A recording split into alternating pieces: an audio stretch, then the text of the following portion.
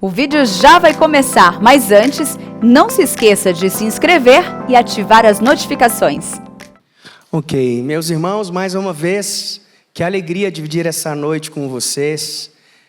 Estou muito feliz com o convite, a oportunidade. Tenho ouvido muito sobre o bom nome dessa igreja, especialmente o envolvimento de vocês com a responsabilidade social no seu entorno.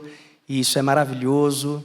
Ouço também sobre a responsabilidade grande com a palavra de Deus, característica de igrejas presbiterianas do Brasil.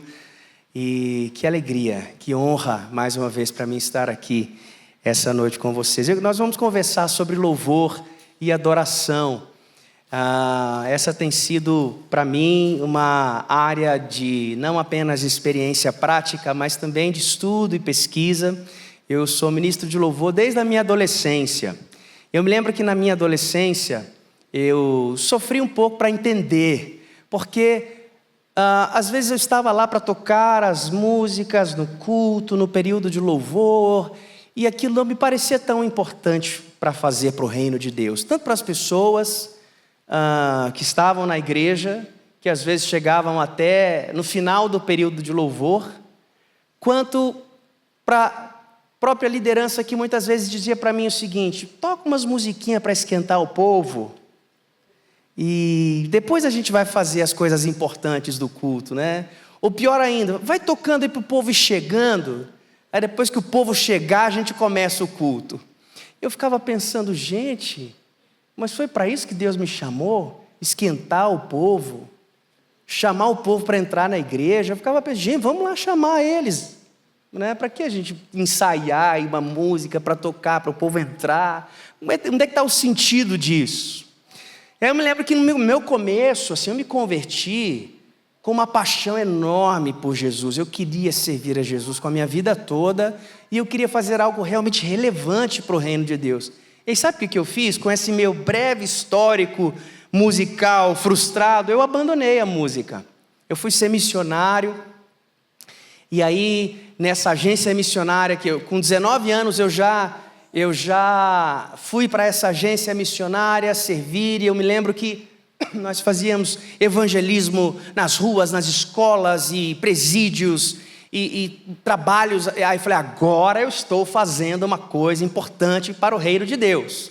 Essa coisa de musiquinha para esquentar o povo, né? Desliga o ar-condicionado que o povo já esquenta, é mais fácil. Agora eu estou fazendo algo que Deus realmente assim considera como importante. Mas o tempo foi passando. E eu me lembro, mesmo dentro ali da missão, sempre, Fabiano, você pode ministrar louvor hoje no culto? Fabiano, você pode? E meu coração sempre inclinado e o Senhor sempre dizendo, o Espírito de Deus sempre renovando no meu coração uma consciência, uma confirmação de que eu havia sido criado para isso. Até que, muito mais por obediência do que por desejo, eu voltei a me dedicar a louvor e adoração, e aos poucos eu fui descobrindo que é muito mais do que música. Nós, como igreja da Vineyard, entendemos o louvor e a adoração, esse período que nós acabamos de ter aqui agora, como uma experiência de encontro. Uma experiência de encontro entre a igreja e Jesus, o noivo e a noiva. João Batista disse que a noiva irá para onde o noivo está. Ele simplesmente fez o trabalho de preparar o caminho para que isso acontecesse. O que a equipe de louvor estava tentando fazer aqui agora há pouco era exatamente isso. Preparar um caminho. As músicas são setas. As músicas são indicadores que apontam para a igreja, para nós. Apontam para Jesus e apontam para uma realidade onde nós podemos de fato experimentá-lo e senti-lo. Encontro de fato com Jesus. As palavras louvor e adoração, elas têm diversas traduções na nossa Bíblia, tanto do hebraico quanto do grego. Mas para simplificar bem essa história, eu gosto de duas delas. Louvar é elogiar. Nós fizemos isso agora há pouco. Nós elogiamos a Deus com várias expressões, elogiamos o seu amor, a sua graça, elogiamos a sua misericórdia, a sua bondade, sua fidelidade, não é? As músicas nos ajudaram a elogiar o Senhor, nós estávamos o louvando aqui. E a segunda palavra, adoração, também, diversos significados, mas um deles se destaca, que é o se render, o se entregar. E o período de louvor e adoração para nós também é um constante convite, porque quem adora a Deus se aproxima de um trono, não é verdade? Todas as vezes que na palavra de Deus nós encontramos uma experiência de adoração perfeita, que é aquela que acontece lá no céu, em Apocalipse, por exemplo, uma janela do céu é aberta para que você enxergue como a adoração acontece lá. E quando nós olhamos esse momento, existe um trono e existem seres que simplesmente estão reagindo ao trono e à presença daquele que está sentado no trono. Então, toda vez que nós nos aproximamos do Senhor para o adorar, nós nos aproximamos de um trono, de um rei. E é por isso que a adoração é um constante convite para se dobrar, para proskuneu, para dobrar-se e reverenciar o nosso rei, nessa experiência de encontro. Eu queria ler um texto com vocês agora, meus irmãos, que fala de um encontro que me ensina tanto, e nós vamos entender um pouco mais do que nós podemos de fato experimentar e provar nesses nossos convites para nos encontrarmos com Jesus de uma forma especial, em louvor e adoração. Então abra comigo, por favor, em Lucas capítulo 24, vamos ler do verso 13 ao 33, Evangelho de Lucas, capítulo 24, versos 13 ao 33.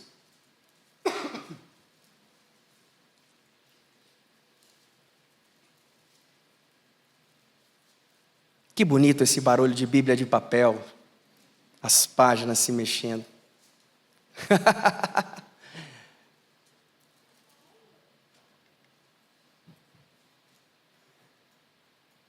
Evangelho de Lucas, capítulo 24, versos 13 a 33, nos diz assim, palavra do Senhor para nós. Naquele mesmo dia, 2 deles estavam indo para um povoado chamado Emaús, a 11 quilômetros de Jerusalém. No caminho, conversavam a respeito de tudo o que havia acontecido. Enquanto conversavam e discutiam, o próprio Jesus se aproximou e começou a caminhar com eles. Mas os olhos deles foram impedidos de reconhecê-lo. Ele lhes perguntou: sobre o que vocês estão discutindo enquanto caminham?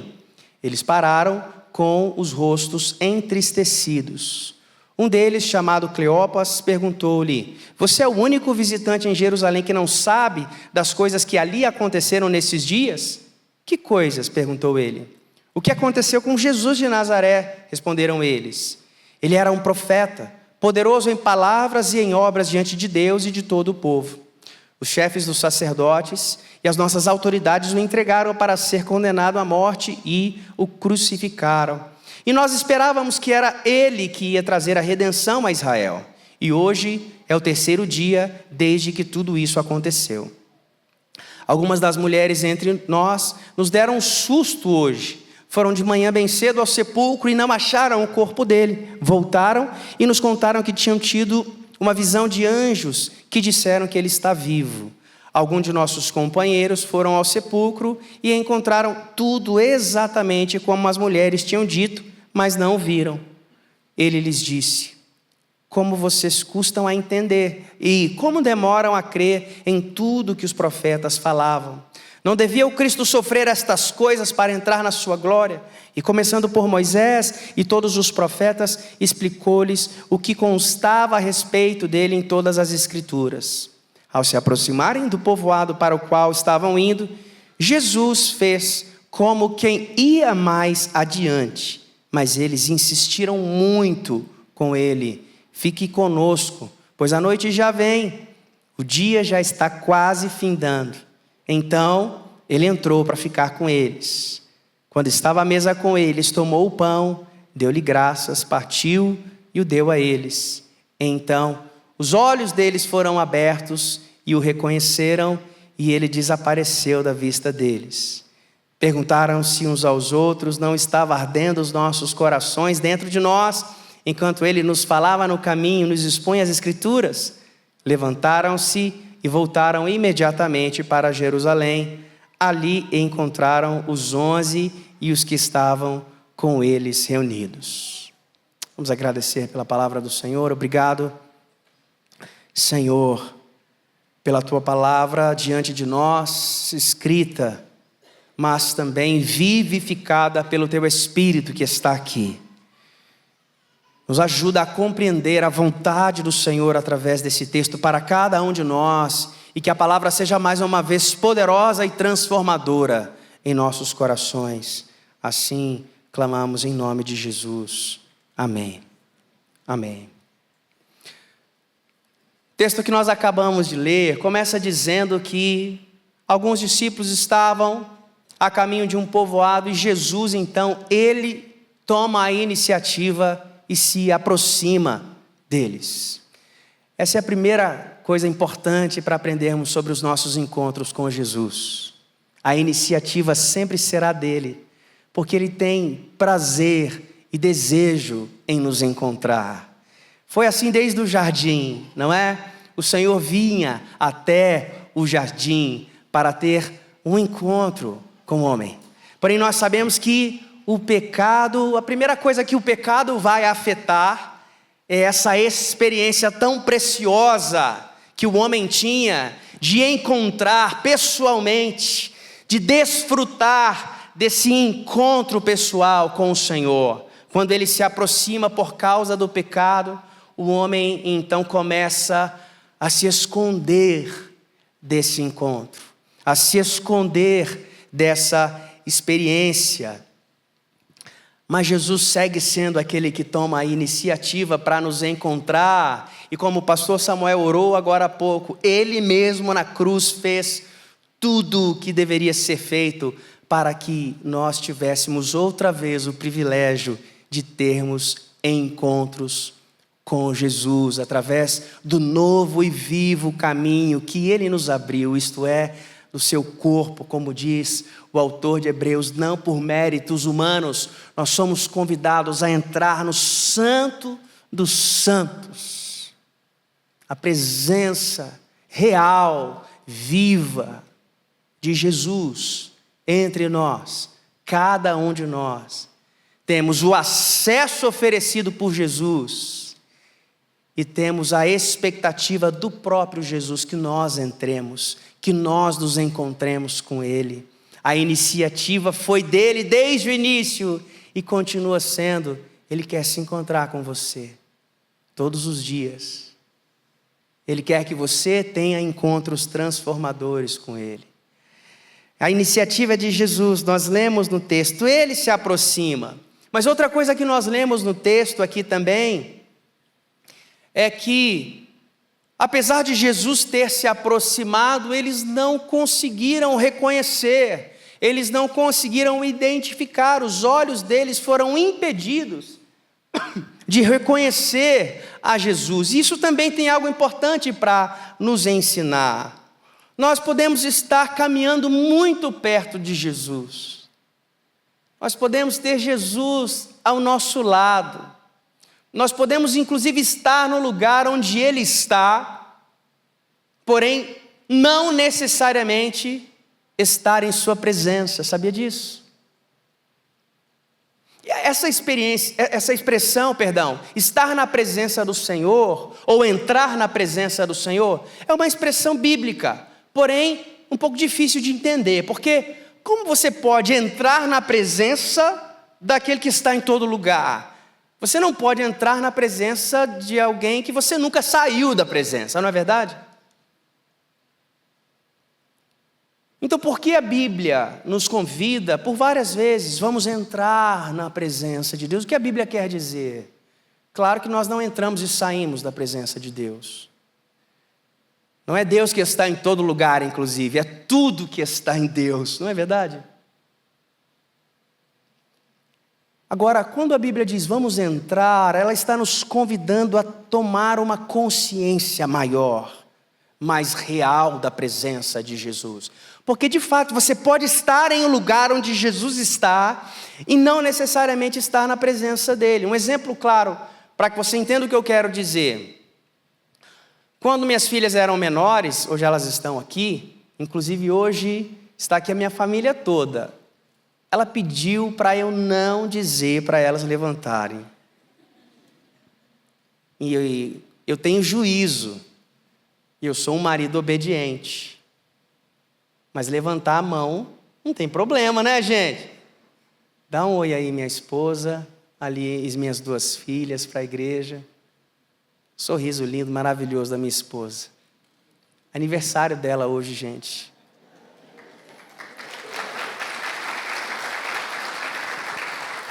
Viemos para São Paulo, vim aqui ministrar, quando disse para ela assim, tem um convite para o dia 2 em São Paulo, mas é seu aniversário. Ela falou, melhor ainda, vamos lá. Ela quis ir numa confeitaria que ela ama, segue no Instagram e come os doces, e a gente passou a tarde comendo doces. Misericórdia. Haja caminhada e academia essa semana. Comemos muito doce. Quando as minhas filhas eram menores, eu me lembro de, por exemplo, experiências eu estar na sala de casa e elas estarem no mesmo cômodo da casa que eu, mas completamente distraídas da minha presença. E muitas vezes eu queria tê-las pertinho de mim ali, sentá-las do meu lado, fazer um cafuné, colocar no meu colo, abraçar e conversar, mas elas estavam ali, para lá e para cá, fazendo as coisas delas, distraídas com as coisas delas. Ou seja, elas estavam no mesmo lugar que eu estava, mas não necessariamente estavam conscientes da minha presença, ou interagindo, se relacionando com a minha presença. Então você pode estar na igreja durante um culto, você sabe disso. Deus está no culto. O Senhor está no lugar onde nós nos reunimos para louvá-lo e adorá-lo. Mas você pode estar aqui apenas de corpo presente, não necessariamente conectado à presença dEle. Nós somos chamados, meus irmãos, a nos encontrarmos, e o encontro que Jesus quer ter conosco, o convite de Jesus para que você se encontre com Ele é pessoal. E nós temos que ter cuidado, porque o que o texto está dizendo aqui é que nós podemos estar muito perto, mas não termos os olhos abertos para reconhecê-lo, para saber quem é o Senhor, não é? E aí, às vezes você vai estar distraído mesmo, eu entendo. Eu, às vezes, tenho que fazer muito esforço para me concentrar no culto, não é? Me concentrar em Jesus, na presença dEle. Às vezes eu tive uma semana difícil, você também tem, eu sei disso. E é difícil a gente se concentrar. Mas aí que entra o período de louvor e a beleza dele. Sabe por quê? Porque ele é um recurso facilitador para você. Você chega aqui distraído, então vem uma canção, vem uma poesia linda naquela canção, uma melodia maravilhosa, e tudo isso, a arte vai ajudando você, vai trazendo você para esse lugar onde você começa, por exemplo, através das canções. Nós cantamos hoje numa primeira canção, sobre toda a terra, tu és o rei, sobre as montanhas e o pôr do sol, uma coisa só, o meu desejo é vem reinar de novo em mim. As canções começam a desenhar a grandeza de Deus diante dos nossos olhos. Não é verdade? Eu me lembro do Salmo 95, quando o salmista começa a dizer sobre a grandeza do Senhor. Venham, cantemos ao Senhor com alegria, aclamemos a rocha da nossa salvação. Ele é o grande Deus, o grande Rei, acima de todos os deuses. Dele são as profundezas da terra, os cumes dos montes lhe pertencem, dele também é o mar, pois ele o fez. Ou seja, Deus vai sendo desenhado para nós numa canção, e a partir de que uma imagem vai sendo construída, você começa a adorar, quase como quem pode ver o Senhor, que é o Criador, o Rei sobre todas essas coisas. Vocês estão entendendo como o período de louvor é um recurso facilitador para você, para nós, não é? Agora, é só dentro do culto e do período de louvor que você pode adorar? É claro que não, não é? O louvor e a adoração é muito mais abrangente do que isso. É a sua vida, é a sua obediência, é o seu serviço e assim por diante, não é? Nós sabemos disso. Porém, veja só, se aqui, com todos esses recursos facilitadores oferecidos para você ter um encontro e uma experiência com Jesus, se aqui você não consegue,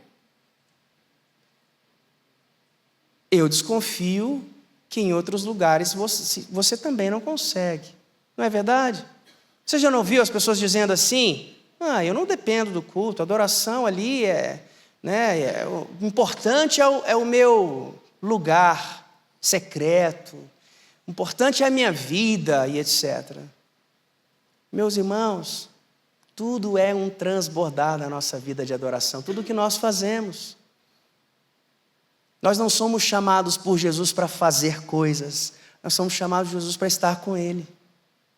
O fazer coisas é uma consequência de estar com Ele. Porque ao estarmos com Ele, nós nos identificamos com um coração missionário de Jesus e nós vamos fazer coisas naturalmente.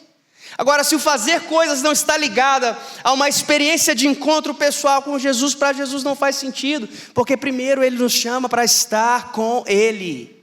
Estar com Ele. E de novo, as músicas aqui não são apenas musiquinhas para esquentar o povo.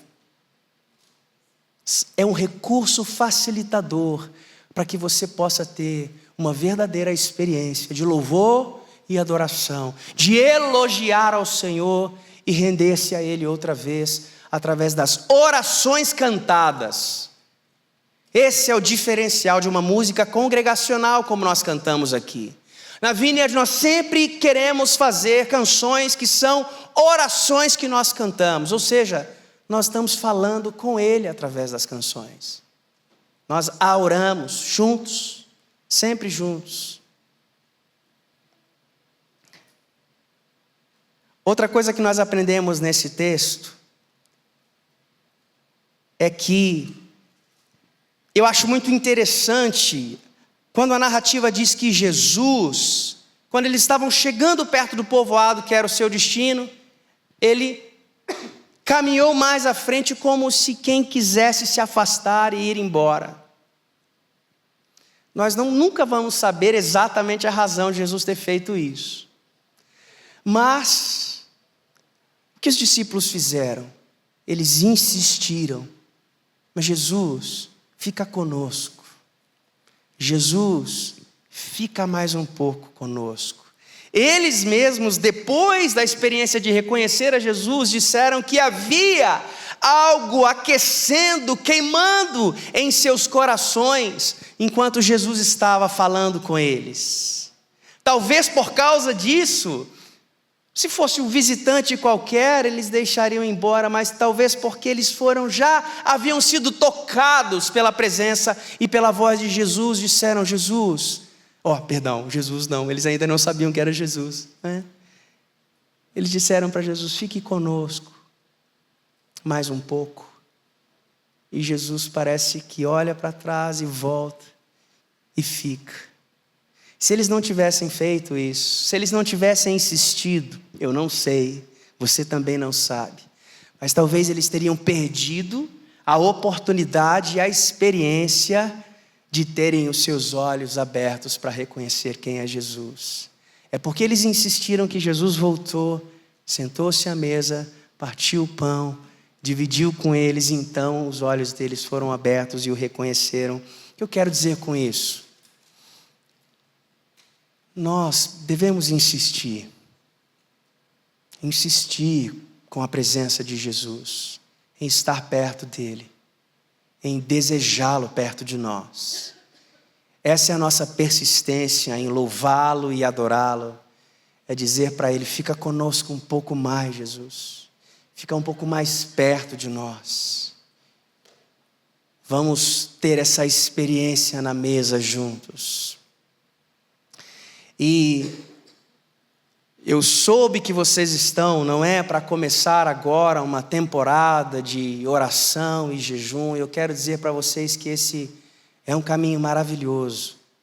Porque não que vocês vão através disso merecer ou conquistar alguma coisa, ou Deus vai achar que vocês são mais especiais por causa disso. É óbvio que não. Mas essas são maneiras de nós insistirmos, como esses discípulos, dizendo: Jesus, fica mais conosco aqui. Fica mais, como eu preciso, como eu quero o Senhor muito perto de mim. E eu não sei quanto a vocês, mas eu percebo que nas Escrituras existe uma relação misteriosa entre o nosso desejo, fome e sede pela presença de Jesus e a manifestação dessa presença entre nós.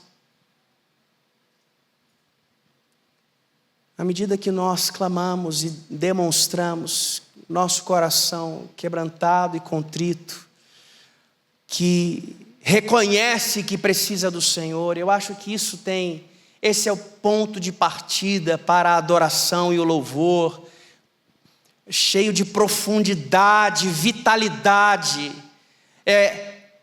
a consciência do seu coração, do quanto você precisa dele.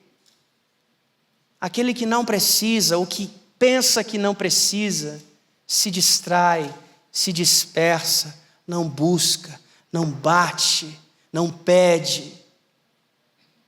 Aquele que está consciente, quase desesperado pela presença de Jesus, porque sabe quem é sem Jesus, sabe o que é capaz sem Jesus, é aquele que está clamando todos os dias, batendo todos os dias, em cada oportunidade que tem, esperando que Jesus venha. Então eles insistem, Jesus volta e abre os seus olhos para que eles possam reconhecer. E isso é lindo também, porque nesse texto, reconhecer a Jesus está mais ligado à presença física, a pessoa de Jesus, a aparência de Jesus. Mas quando Jesus abre os nossos olhos hoje, quando nós estamos hoje insistindo, batendo, querendo estar com Ele, Ele abre os nossos olhos para enxergar, para que nós o enxerguemos quem Ele é para nós, na nossa vida, na nossa história. Talvez uma revelação de quem Ele é, que cabe exatamente no momento da nossa vida que nós estamos precisando. E Jesus é tudo isso. Jesus é cura, Jesus é perdão dos pecados, Jesus é consolo, Jesus é alívio, Jesus é sabedoria, Jesus é conselho. Então quantas vezes você vai vir aqui para adorar e louvar a Jesus, e vai insistir para que Ele esteja com você, e Ele vai vir abrir os seus olhos, e você vai vê-lo exatamente como você precisa. Porque Ele vai ter todo o prazer e a alegria de abrir os seus olhos para se revelar diante da sua ansiedade, diante da sua preocupação, diante da sua enfermidade. Ele vem como pastor das nossas almas, não é? E por fim, o texto diz que eles estavam indo para esse povoado, distante de Jerusalém, mas depois de uma experiência de encontro com Jesus, o que eles fazem? Eles voltam. Voltam para onde? Para Jerusalém. Lugar onde Jesus queria que os discípulos estivessem. Eles voltam para o centro da vontade de Deus para a vida deles. Isso é maravilhoso. Os nossos encontros com Jesus, as nossas experiências de encontro com Jesus. elas sempre vão nos realinhar com os propósitos originais de Deus para a nossa vida. E isso é tudo que nós esperamos e queremos, não é verdade? Sem encontros com Jesus, você pode estar perdido, meu irmão, caminhando numa direção que não é a direção de Deus para a sua vida. Mas, se você tiver encontros transformadores, experiências vivas, Jesus está vivo, meu irmão. Jesus está aqui. Jesus continua falando. Jesus continua fazendo esse tipo de coisa entre nós. Se você tiver uma experiência real com Jesus, eu acredito, você sempre será apontado novamente para os projetos originais dele para você e vai voltar para o lugar onde ele espera que você esteja. Amém? Aleluia. Louvado seja o nome do Senhor. Eu queria cantar uma última canção. Queria convidar a equipe de louvor de volta. Nós vamos cantar juntos. Eu soube que vocês cantam essa canção aqui. Ela se chama Tua Voz.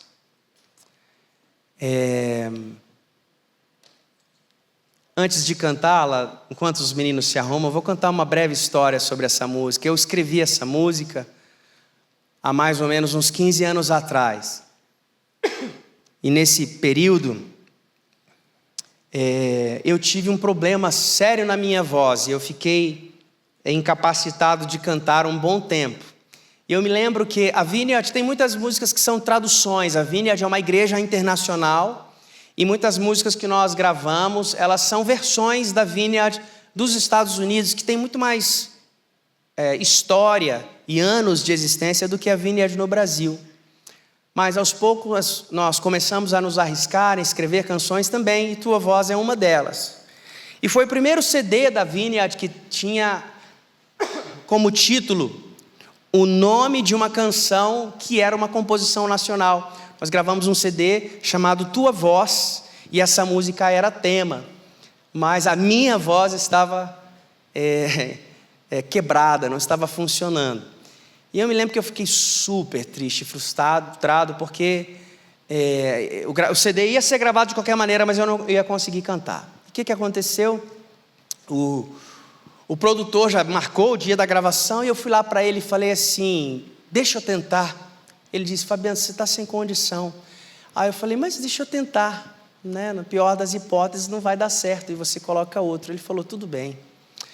Aí eu fui orar. Esses momentos a gente fica crente, né, meu? Foi uma das épocas que eu fiquei mais crente na minha vida. Orei, jejuei, busquei a Deus, etc.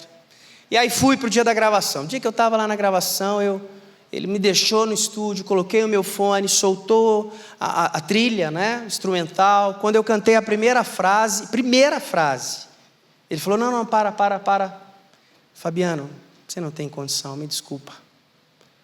E aí eu comecei a chorar, porque eu tinha levado para aquele estúdio muita esperança de que Deus pudesse operar uma cura, um milagre. Eu comecei a chorar, e um choro muito dolorido. E eu dizia dentro do meu coração para Deus, Deus, não é justo o que está acontecendo comigo. É uma oração muito ruim de se fazer, mas que ela se passa no nosso coração quando a gente está enfrentando grandes tempestades, não é verdade? E eu chorei por uns 5, 10 minutos, e depois eu fui para o banheiro do estúdio, passar uma água no rosto que estava desfigurado, de tanto que eu chorei. E aí quando eu olhei no reflexo, no espelho, eu senti o Espírito Santo enchendo aquele banheiro, aquele lugar que eu estava com a presença dele. E eu senti que de alguma maneira ele ia falar comigo. E eu fiquei parado olhando para o meu reflexo. E eu senti o Espírito dizer lá no fundo do meu coração o seguinte: Fabiano, você quer saber o que é justo?